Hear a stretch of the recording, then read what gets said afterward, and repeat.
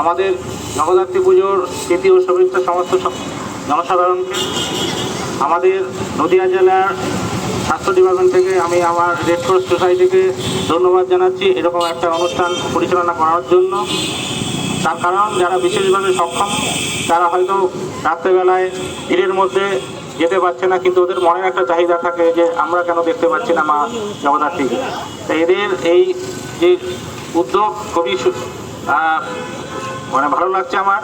এবং এরা শুধু এই উদ্যোগ না, আমাদের হেলথ ডিপার্টমেন্টের সাথে অনেক কাজ করে থাকেন।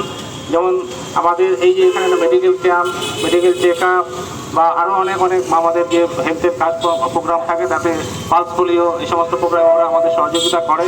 এবং আশা রাখছি, আমি যেহেতু নতুন চার্জ নিয়েছি সিএমএইচ হিসাবে, 1 মাসও হয়নি, এবং আরও ভবিষ্যতে অনেক সুবিধে পাবো এদের কাছ থেকে।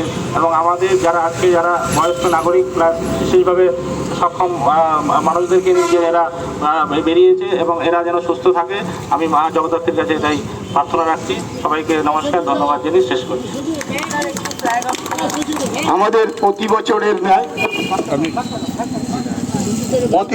ন্যায় এবছরও আমরা বিশেষভাবে সক্ষম এবং বয়স্ক পিতামাতাদের